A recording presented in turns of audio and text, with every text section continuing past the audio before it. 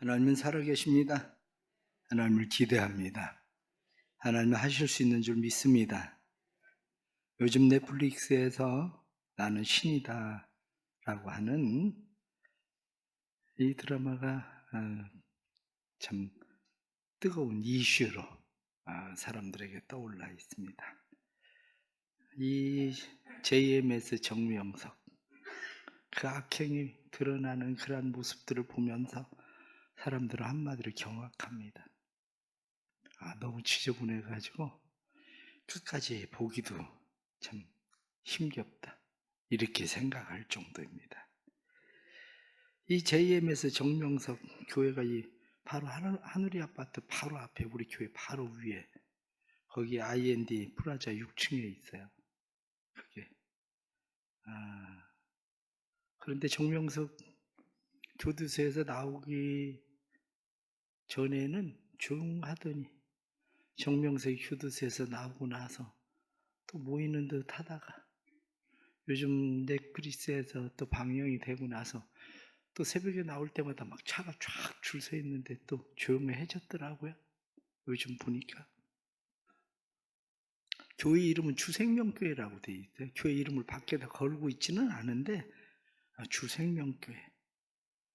그래서 교회 이름이나 뭐 무슨 한의원, 미장원 이런 데들 보면 정명석 글씨를 아는 사람들은 저기 정명석 관계되어 있는 JMS 교회구나, JMS 한마디로 정명석을 메시아라고 생각하는 사람들이구나. 뭐 미장원이나 한의원 우리 뭐 가까이에도 있어요. 글씨 보면 알아요. 저거 정명석? 이렇게 생각할 수 있는 그런 것들이 뭐 우리 IND 프라자에만 있는 게 아니라 유성구 지죽동 863-1번지에도 주영광교회라고 되어 있습니다.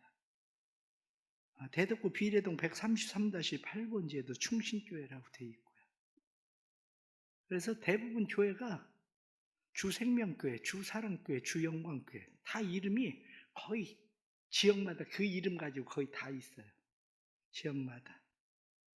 세종에도 침산리에 주사랑교회라고 교회 있습니다. 세종엔 2군데 있어요. 세종에는. 정명석 대전 교도소에 있었는데 교도소에도 나름대로 급이 있어요. 죄수들 가운데. 그 사람들 가운데 나름대로 급이 있는데 그 급은 그 사람이 얼마나 영향력을 끼치고 이렇게 거느리는 사람이 많으냐에 따라서 급이 달라요. 그런데 저도 뭐 대전 교도소에 성경 공부하러 다니고 그렇지만 정명석은 취급도 안 합니다. 왜냐하면 정명석을 취급도 안 하는 이유는 아마 영치금은 엄청나게 들어올 거예요. 근데 누구 빵 하나 사줄 줄도 몰라. 그래, 그 안에서는 아주 쪼잔해가지고, 그래, 아무도 그 안에서는 아무도 메시아로 믿는 사람이 아무도 없어, 아무도.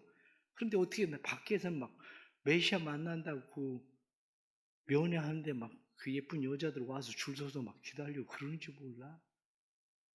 저도 전에 가다 막 예쁜 아가씨들 거기 면회 오고 막 내가 누구냐고 물어봤더니 그 선생님 만나러 온 사람들이 막 그걸 영광으로 생각하고 그 면회 오고 막 영치금 집어넣고 막 사람들이 줄 서 있습니다.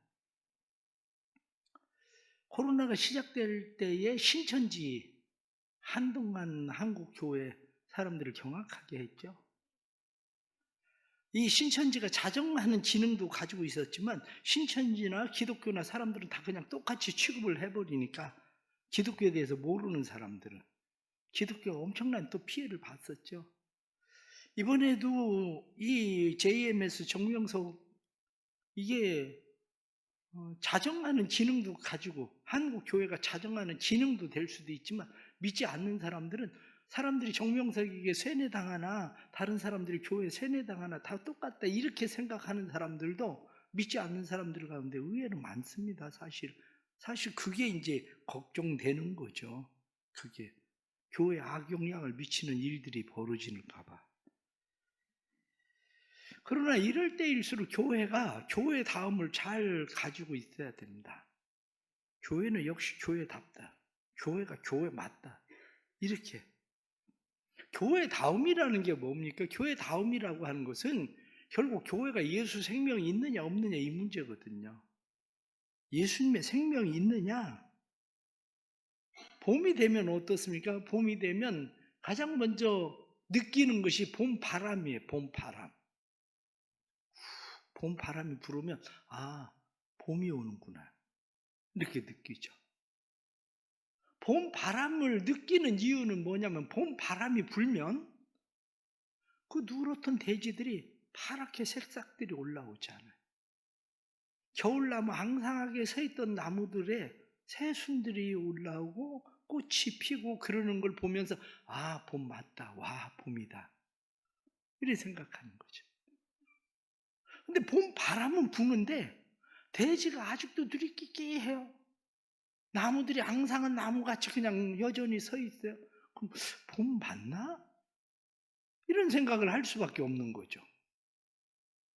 마찬가지로 우리는 주변에서 모조품들을 봐요. 얼마나 똑같이 만드는지 신방을 가보면 이게 모조인가 아니면 진짜인가 주인 몰래 이파를 이렇게 찢어봐요. 찢어지면 진짜가 아니라 진짜야. 안 찢어지면 가짜. 그런데 요즘은 얼마나 가짜를 또 진짜같이 만드나 찢어져? 야, 꽃도 향기가 나. 가짜인데. 우리가 그런 것들을 보면 이게 진짜인가 가짜인가 구분하기 참 어려워집니다. 그런데 구분할 수 있는 중요한 게 있죠. 그게 뭐냐면 생명이라는 거예요. 생명. 생명이 있으면 변화가 일어난다는 거죠. 생명이 있으면 변화가 일어나 자라기도 하고 생명을 낳고 생명이 있으면 생명을 느끼게 하는 모조품하고는 똑같은 것 같은데 뭔가 하는 다름이 있단 말이죠. 교회는 어떻습니까? 교회가 예수 생명을 가지고 있는가? 교회가 성령의 역사가 있는가? 예수 생명이 없고 성령의 역사가 없으면 그 모조품이지 더 이상 교회는 아니거든요. 근데 요즘은 정명석, 이재록, 이만희 뭐 이런 사람들이 다 교회 이름을 붙여가지고 사람들이 뭐가 진짜인지 구분하기 어려워진 상황들을 만났습니다. 목욕탕에 들어갔다 나오는 사람은 어떻습니까? 때만 빼도 사람이 좀 달라 보여. 나올 때 보면 사람이 훤해 보여. 때 빼고 나오는 사람만 봐도. 좋은 영화 보고 마음에 감동을 받은 사람들은 나올 때 어떻습니까? 얼굴이 다르지 않아요.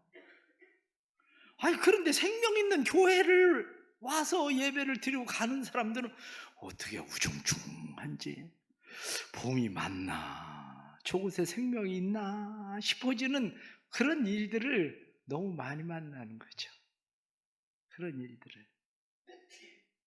교회는 생명을 만나는 것뿐만 아니라 우리 안에 생명을 새롭게 하시는 생명의 역사가 우리를 생동감 있게 봄에 마치 대지를 푸르게 만들고 나무를 푸르게 만들고 꽃이 피게 만들고 열매 있게 만드는 것처럼 우리의 삶에 그런 변화의 역사가 일어나야 되는 거거든요.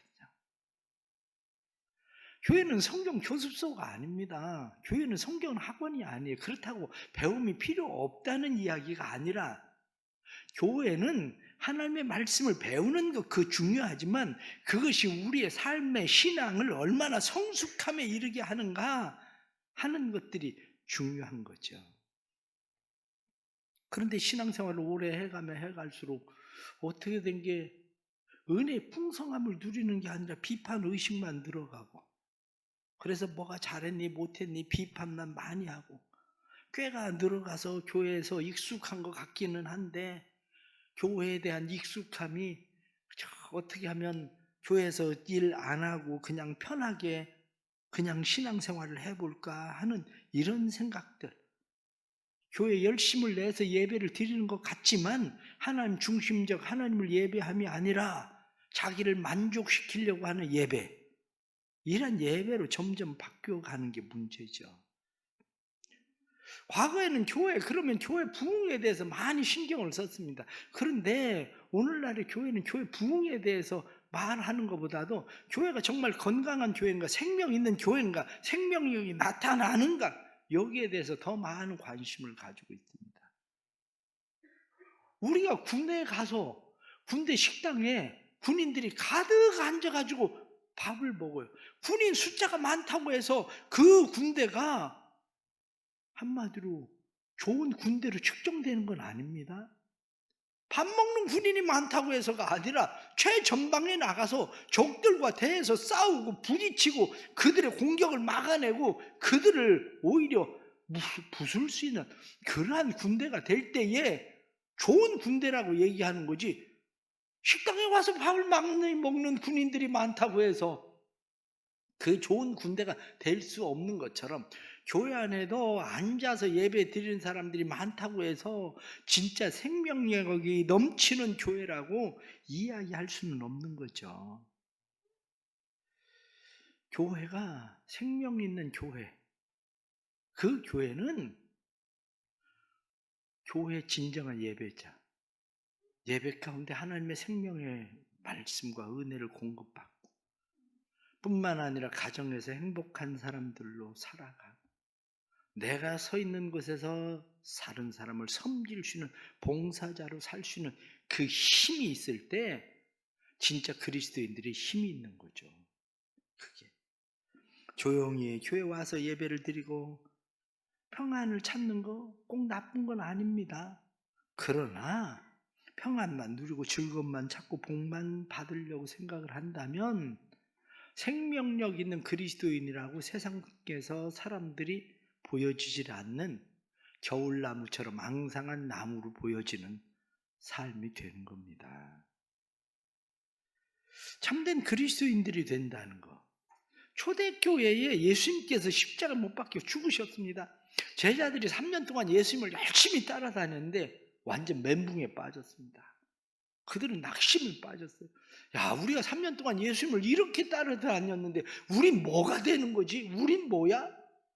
이런 낙심과 절망에 멘붕에 빠져버렸습니다. 그런데 예수님이 사흘 만에 부활하셨어요. 그리고 찾아오셨어요. 찾아오신 예수님께서 제자들과 함께 하시고 40일 동안이나 제자들과 같이 다니실 때 주님의 제자들은 얼마나 가슴이 흥분되는지. 그런데 예수님이 또 다시 하늘로 승천을 하셔요. 이때 제자들은 또 다시 낙심에 빠질 수밖에 없어요. 왜냐? 이들은 세상에 나가서 싸워서 이길 만한 힘이 없거든요. 우리는 어떻게 해야 되지? 이 상황에 빠졌을 때에 예수님께서 제자들에게 말씀하십니다. 너희들은 예루살렘을 떠나지 말고 모여서 힘써 기도해라. 그럼 몇 날이 못 돼서 너희가 성령을 받게 될 거다. 성령이 너에게 임하시면 너희가 그 성령의 권능으로 예루살렘과 온 유대와 사마리아와 땅끝까지 이르러 복음을 전하게 될 거다. 그랬더니 사도행전 2장에 마침내 주님의 제자들이 모여서 열심히 기도할 때에 그들에게 성령의 역사가 일어난 거죠. 성령의 역사가 일어나니까 놀라운 변화가 일어났어요. 다시 말하면 교회가 시작된 거야. 교회가 시작되니까 사람들이 소동하기 시작. 이게 무슨 일이지? 사람들이 신기하게 여겼습니다. 사람들이 깜짝 놀라고 당황했습니다.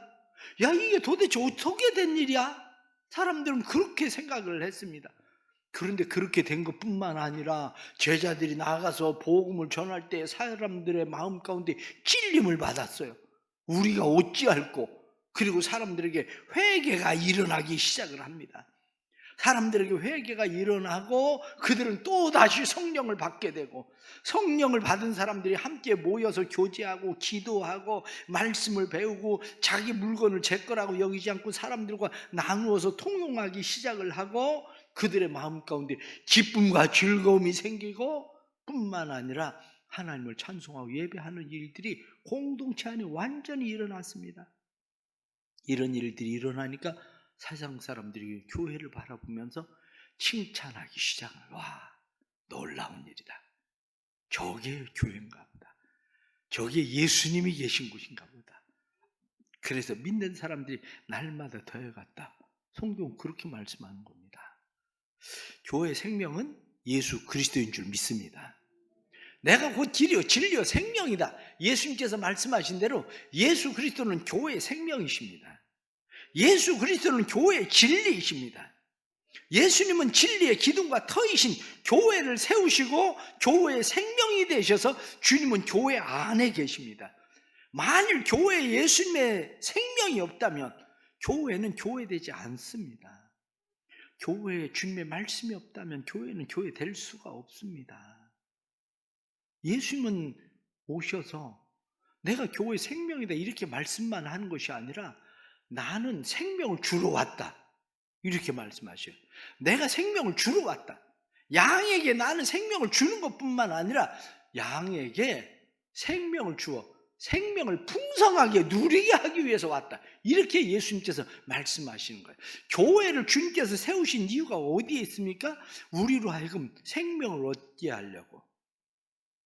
안셀름은 그것을 왜 하나님께서 인간이 되셨는가라고 하는 책에 그렇게 이야기합니다.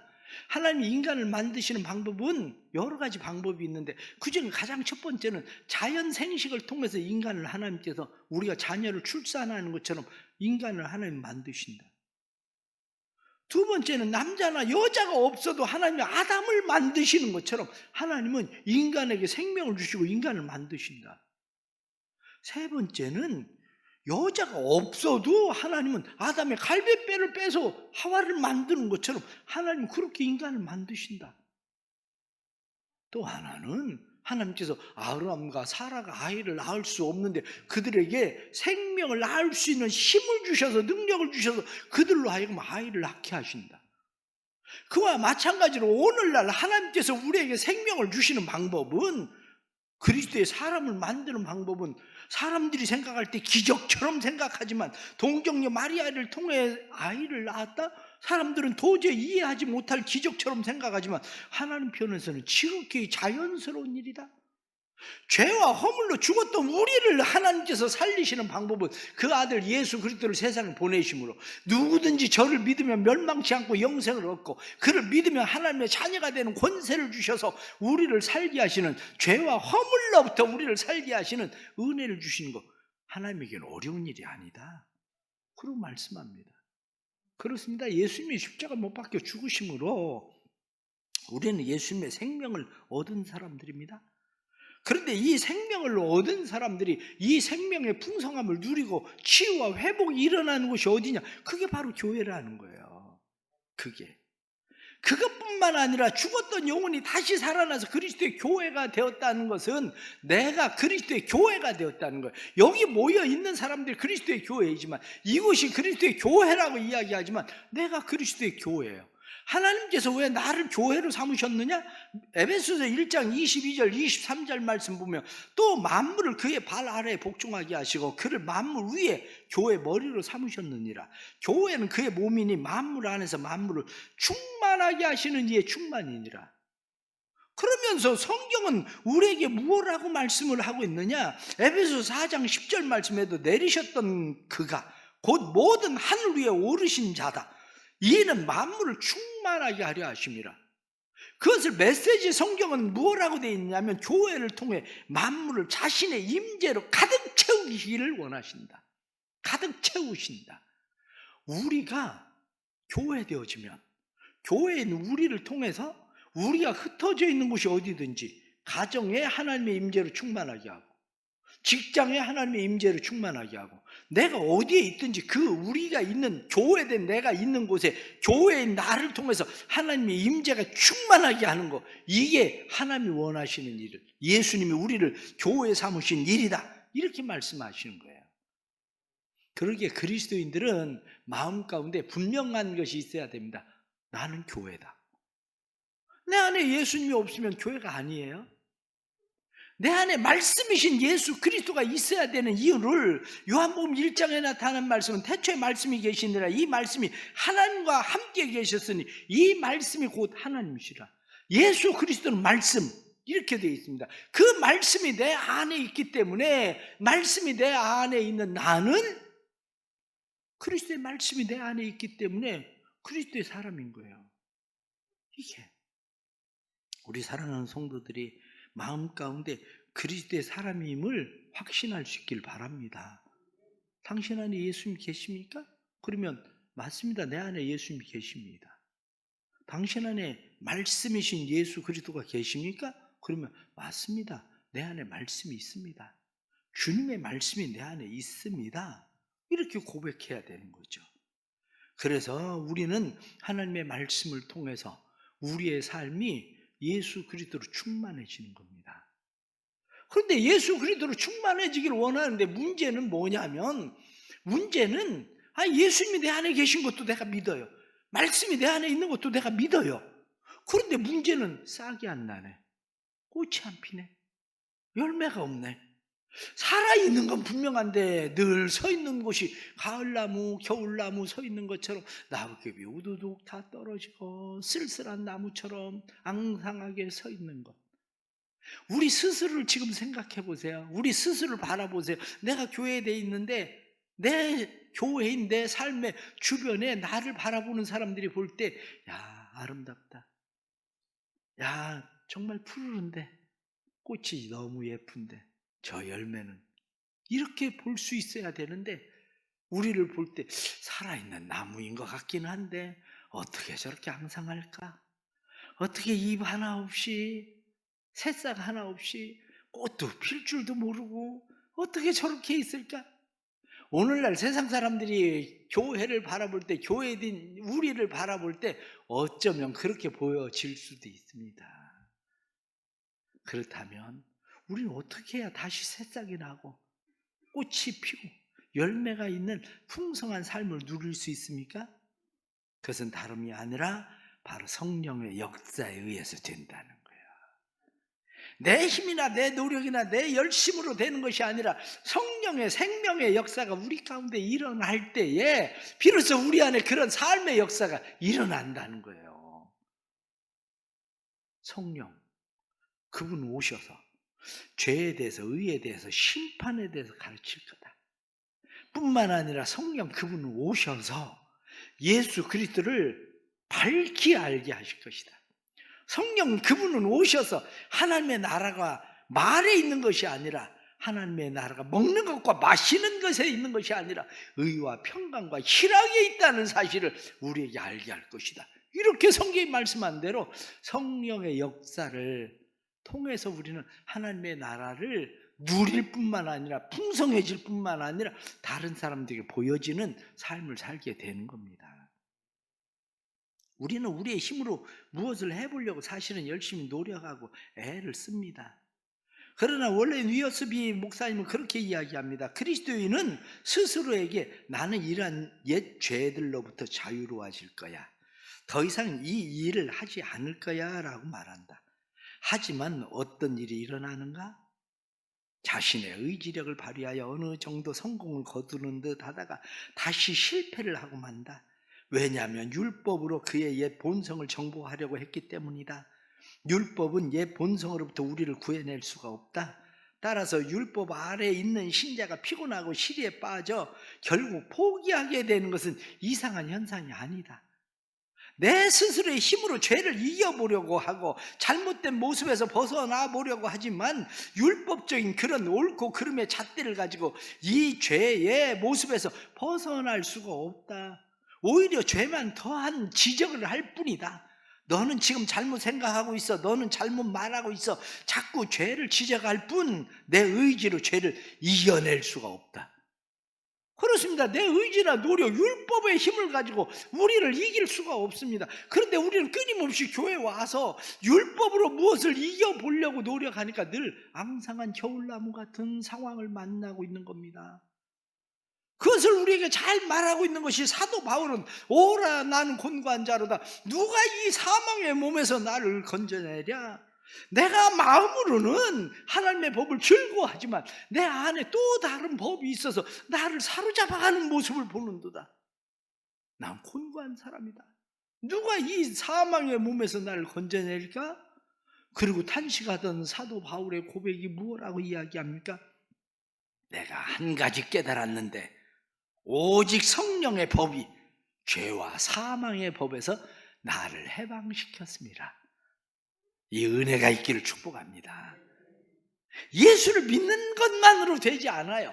예수를 믿는 것만으로 되는 것이 아니라 죄와 사망의 법에서 나를 자유하게 하는 성령의 법, 성령의 능력이 우리 안에 있어야 돼요. 그러려면 성령을 구하세요. 예수님의 제자들이 예루살렘을 떠나지 않고 성령을 구하던 것처럼 우리가 하나님의 은혜 성령을 구하는 자에게 좋은 것을 선물로 주시지 않겠느냐 하고 말씀하신 좋은 선물, 그것을 성경은 성령을 주시지 않겠느냐 이렇게 말씀한다고요. 하나님께서 우리에게 성령을 선물로 주시는 것을 우리는 믿습니다. 이 성령의 선물, 이 성령의 역사가 우리 안에 일어날 때에 봄바람이 불면, 따스함이 불면 생명의 싹들이 올라오고 나무의 가지에 새순이 돋고 꽃망울을 터뜨리고 그러던 것처럼 주님의 제자들이 아무것도 할 수 없다고 생각했었던 제자들이 성령의 역사가 일어나니까 그들이 담대히 나가서 예루살렘과 온 유대와 사마리아 땅끝까지 복음을 전하던 것처럼 우리 안에도 그런 역사가 일어나게 되는 줄 믿습니다. 우리의 힘으로가 아니라 우리는 구해야 돼요. 성령님 도와주세요. 내 힘으로는 안 됩니다. 성령님 생명의 능력이 되셔서 내 안에 생명이 있음을 내가 확신하지만 생명의 능력으로 우리가 풍성해지는 삶의 은혜를 경험하게 해주십시오. 그래야 돼요. 왜냐? 내가 그 삶의 풍성한 은혜를 경험해야 누군가에게 풍성함을 줄 수가 있습니다. 내가 풍성해질 때에 이 생명의 풍성함이 다른 사람들로 하여금 하나님의 은혜의 풍성함을 누리는 삶이 되는 거죠. 우리 교회 성도들의 삶에 이런 변화의 역사가 일어나길 축복합니다. 우리가 처하고 있는 어느 곳에든지 이 교회 안에 있는 이 교회 공동체 안에 있는 성도들이 서로 그리스도의 생명을 함께 누리는 풍성함이 교회 안에서 교제를 통해서 이루어지고 그것이 하나님을 예배하는 예배, 이것이 되어서 세상 사람들에게 칭송을 받게 되고 뿐만 아니라 우리가 가정에 서 있을 때에 가정에 우리에게 주시는 성령의 생명의 풍성함이 가족들에게 흘러가서 내 자신이 행복해지는 것뿐만 아니라 우리의 가족들이 나 때문에 행복해지고 뿐만 아니라 내 안에 있는 생명의 풍성함이 사회에 나가서 세상에 나가서 직장이나 어디에 있든지 그곳에서 생명의 풍성함을 누리게 하는 일이 돼서 그들로 하나님을 칭송하게 하는 그러한 은혜와 축복이 있기를 간절히 바랍니다. 날마다 죄와 싸워서 승리하는 힘은 우리에게 있지 않습니다. 생명의 힘, 생명의 능력, 그것이 우리로 하여금 우리를 바꾸어서 세상 가운데 거룩한 하나님의 백성들로 살게 하시는 힘이 되고 능력이 되는 것을 우리는 믿습니다. 우리가 하나님의 생명의 이 풍성함 생각할 때 의외로 많은 사람들이 성령의 능력에 대해서 오해를 하고 있어요. 우리가 다음 주부터 또 부흥회를 하게 되지만 3년 동안 코로나로 인해서 부흥회를 하지 못하다가 다음 주에 이제 부흥회를 하게 되는데 부흥회를 할 때 사람들은 마음 가운데 어떤 마음을 갖게 되냐면 사도행전 2장처럼 방언을 해야 내가 성령 받은 거 아닌가? 이렇게 생각하게 돼요. 막 내 안에서 막 병든 사람 고치고 막 무슨 역사가 일어나야 성령의 역사가 내 안에 일어나는 것 아닌가? 이렇게 생각하기도 합니다. 그러나 그렇지는 않습니다. 그것이 성령의 역사가 아니라고 말하는 게 아니라 그렇게 해야만 내가 성령의 충만함을 받은 게 아닙니다. 성령의 충만함은 말씀이 내 안에 들어와서 말씀의 힘과 능력이 나를 움직이는 힘이 될 때에 생명의 풍성함을 누리게 되는 겁니다. 사모하고 또 부흥회를 통해서 여러분들이 하나님의 말씀의 은혜를 다시 경험하고 그래서 거듭난 성도들이 함께 교회 공동체를 통해서 친교를 나누고 그리스도의 사랑을 나누고 생명이 있는 곳엔 생명의 전달이 있습니다. 교회는 어떤 곳입니까? 죽었던 사람을 살리는 곳이 생명이에요. 죄와 허물로 죽었던 어떤 사람이든지 이 교회 안에 다시 들어오면 예수 생명을 얻는 곳, 그 구원받는 곳, 이게 교회고 뿐만 아니라 겨울나무처럼 앙상하게 말라 있었던 우리의 삶에 다시 생명의 움이 돋게 하시는 것이 교회, 성령의 역사가 있는 교회입니다. 하나님께서 우리 교회를 축복하셔서, 교회인 여러분들을 축복하셔서 여러분들이 머무는 곳곳마다 이런 은혜가 일어나길 간절히 바랍니다.